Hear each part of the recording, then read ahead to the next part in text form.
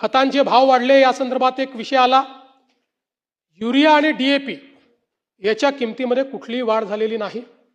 त्याची वाढ त्याच्यामध्ये उलट या जागतिक परिस्थितीमध्ये जगातले भाव वाढल्यानंतर केंद्र सरकारने आपलं अनुदान वाढवलं आणि त्याचे भाव जे आहेत ते स्थिर ठेवलेले आहेत। इतर गोष्टींमध्ये काही भाव वाढलेले आहेत हे मात्र नक्की आहे। त्यानंतर एक बीड जिल्ह्याचा 800 कोटीचा विमा प्रलंबित आहे, ही चुकीची माहिती आहे। असा कुठलाही 800 कोटीचा विमा प्रलंबित नाही। उलट सुरेश धस साहेबांनी मांडलं या बीड जिल्ह्यामध्ये जो काही घोटाळा त्या पीक विम्यामध्ये झाला त्याच्यामुळेच आपण सगळे आता या नवीन पद्धतीकडे आलेलो आहोत।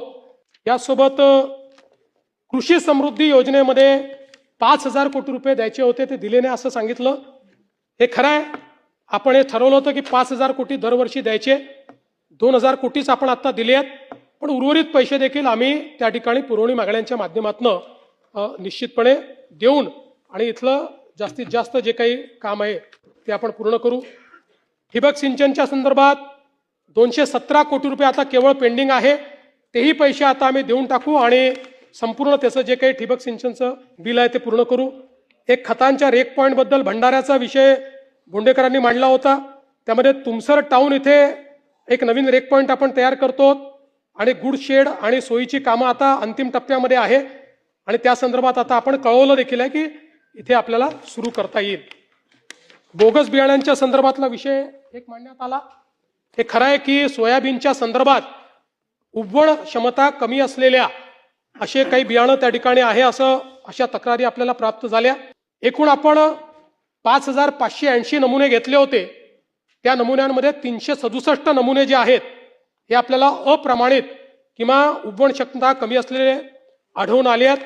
मोठ्या प्रमाणात त्याच्यावर कारवाई आपण सुरू केलेली आहे।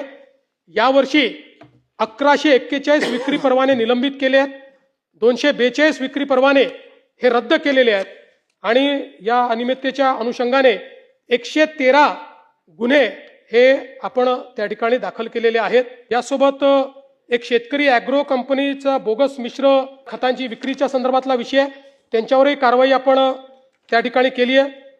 पीक विमा सॅटेलाइट पीक कापणी या संदर्भात प्रताप अडसडांनी सांगितलं, त्यात आपण 50% प्रतापदारा सॅटेलाइटच्या माध्यमातून आणि 50% प्रत्यक्ष कापणी अशा प्रकारचा हायब्रिड प्रयोग करतोय। पण पुढच्या काळात आपण जसं सांगितलं नवीन DCS पद्धती आणून याला फुली डिजिटल कसं करता येईल त्या संदर्भातला आपला प्रयत्न आहे। नैसर्गिक शेतीच्या संदर्भात आपण अनुदान जे आहे ते ठेवलेलं आहे आणि ते योग्य ठिकाणी देण्याचा प्रयत्न आपला असणार आहे।